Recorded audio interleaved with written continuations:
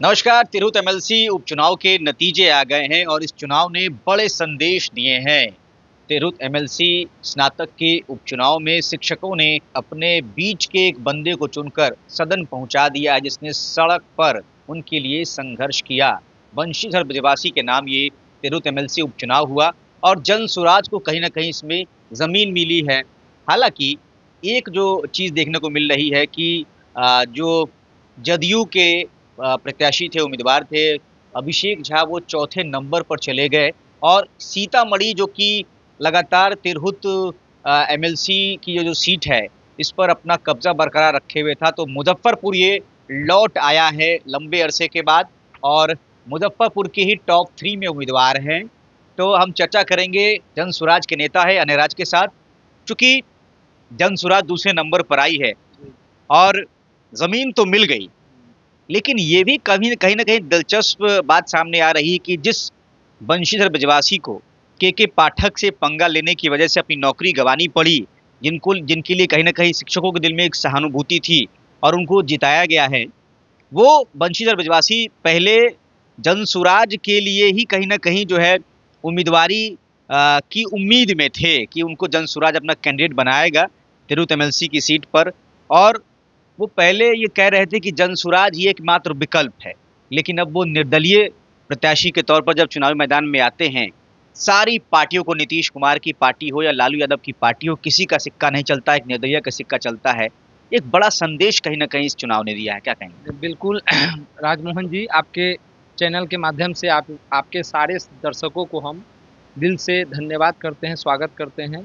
और वो जो लोग अभी वीडियो देख रहे हैं, मुजफ्फरपुर का जो ये एमएलसी चुनाव हुआ है, ये अपने आप में बिल्कुल दिलचस्प हुआ है। और संघर्ष की ज़मीन पर जो काम कर रहे थे, जो संघर्ष को जो अपना मेन पूंजी माने हुए थे और उसको अपने दिल में लेकर जो सेवा भाव से लोगों का सेवा कर रहे थे, शिक्षक की आवाज़ बन रहे थे, उनको एमएलसी बनाया है।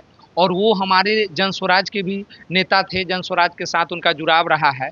तो ये अपने आप में यह गर्व का विषय है हमारे लिए कि जीतने वाला भी कैंडिडेट हमारे नेता को एक बिहार का सर्वप्रिय नेता बताया है और हमारे नेता और हमारे संगठन को भी सबसे बड़ा संगठन और सबसे अच्छा संगठन बनाया है। और जो हार हुई है दूसरे नंबर पर, वो भी हमारे पार्टी के नेता है। तो जीत भी हमारी है और हार भी हमारी है। और तीसरा चौथा पे ऐसे दल है जो 30-35 वर्षों से सत्ता को धर्म के नाम पर, जात के नाम पर राजनीति करके और सत्ता पर काबिज होते थे। और तिरहुत को अपना कोई बाप का बपौती कहता था, तो कोई टाइगर जिंदा है कहता था। तो तिरहुत वासी और जो एमएलसी बने हैं वो हमारे कांटी विधानसभा के, हमारे घर से महज 3 किलोमीटर की दूरी पर उनका घर है। तो मेरे लिए और गर्व का विषय है। और हमारे साथ संघर्ष किए हैं, हमारे प्रिय संघर्ष के साथी हैं।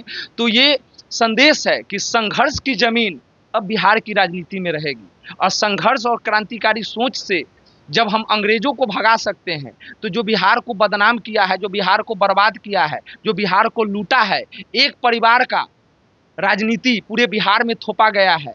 और यादव के नाम पर, सवर्ण के नाम पर, बैकवर्ड के नाम पर, फॉरवर्ड के नाम पर लड़ाने का जो काम किया है और बिहार को बर्बाद करने का काम किया है, वैसे लोगों से अब सवाल लेगा। संघर्ष की ज़मीन पर जो संघर्ष पसंद, जो क्रांतिकारी सोच रखने वाले लोग हैं, वो अब सदन में, सड़क से उठकर सदन में जा रहे हैं। तो ये अपने आप में ये गर्व का विषय है और हम लोग इस जीत से खुश हैं और बधाई देते हैं। हार जीत एक अपने आप में है, ठीक है। हमारे पार्टी के उम्मीदवार डॉक्टर गौतम विनायक भी अपने आप में एक बहुत ही दमदार उम्मीदवार थे। उन्होंने मेडिकल से सेवानिवृत्त होकर और जनता की सेवा के लिए आए थे। लेकिन ये हमारे लिए और गर्व का विषय बन जाता है कि हमारे पास, बड़ी बड़ी पार्टियों के पास उम्मीदवार नहीं मिल रहे हैं, वैसे उम्मीदवार को चयनित करते हैं जो कहीं ना कहीं किसी के अनुकंपा पर आते हैं। हमारे पार्टी में ऐसे उम्मीदवारों का फेयर लिस्ट बना हुआ है कि जीतने वाला भी हमारा है और हारने वाला भी हमारा है। और हमारे नेता का ये मतलब समझिए ताकत है और विचारधारा में इतना दम है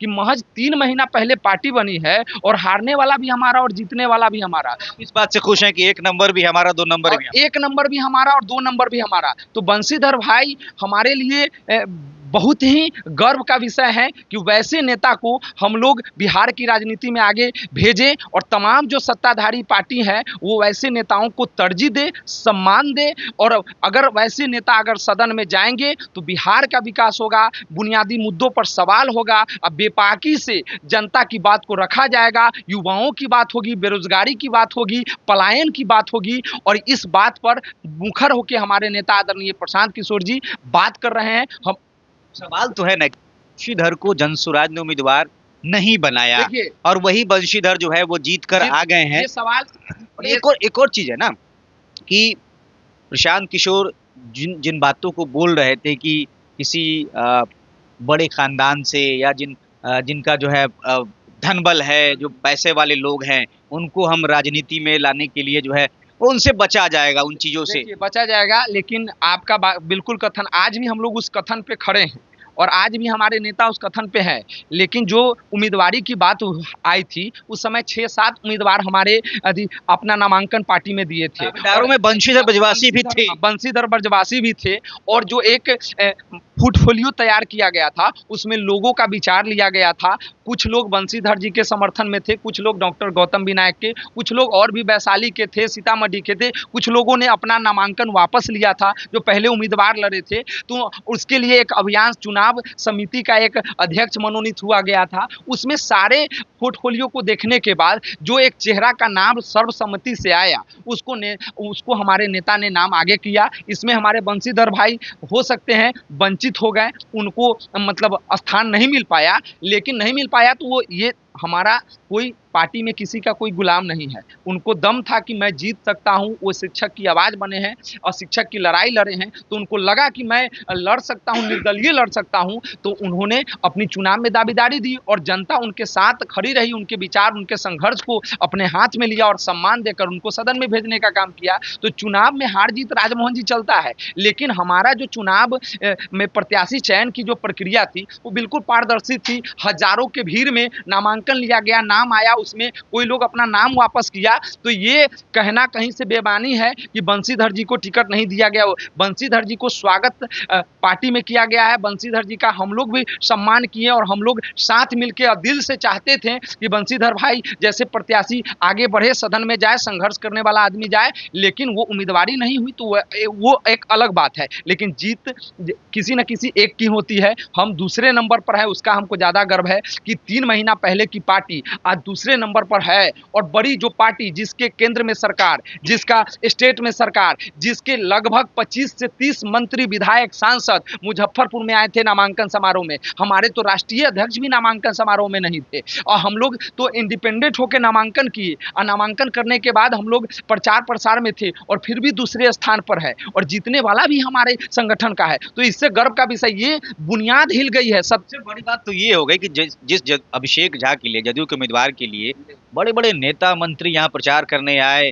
केंद्रीय मंत्री चिराग पासवान, डिप्टी सीएम सम्राट चौधरी, बड़े विजय सिन्हा और जितने भी मंत्री विधायक थे चौथे नंबर पे चले, वो चौथे नंबर पे गए और चौथे नंबर पे ही गए नहीं गए। उन्होंने मतलब प्रशासनिक महकमा को दुरुपयोग करना चाहा, सिस्टम को दुरुपयोग किया, फिर भी जनता, लोकतंत्र में पब्लिक पावर। तो तिरहुत में जो दिखाया है, सिखाया है, हमको तिरहुत की राजनीति से पूरे बिहार को सीख लेना चाहिए। और संघर्ष की जमीन इतनी मजबूत हुई है और संघर्ष करे, समाजवाद की सोच रखने वाले परिवारवाद पर भारी पड़े हैं और वंशवाद और परिवारवाद पर भारी पड़ के एक संघर्ष की गोद से निकला हुआ वृक्ष आज खिला है राजनीति में। और न जाने पूरे बिहार के 243 सीट पर कितने संघर्ष करने वाले क्रांतिकारी लोग सदन में जाएंगे। ये मेरा वादा है, आपके चैनल से मेरे वीडियो को रख लीजिएगा। और संघर्ष करने वाले जो भी उम्मीदवार हैं, जो भी नेता हैं, जो जनता के मुद्दों पर आवाज उठा रहे हैं, जो जेल जा रहे हैं जनता के मुद्दों पर, जो जनता के लिए लड़ रहे हैं, उनको जनता देख रही है। उसका नायाब नमूना पेश हुआ है बंशीधर ब्रजवासी ने। और हम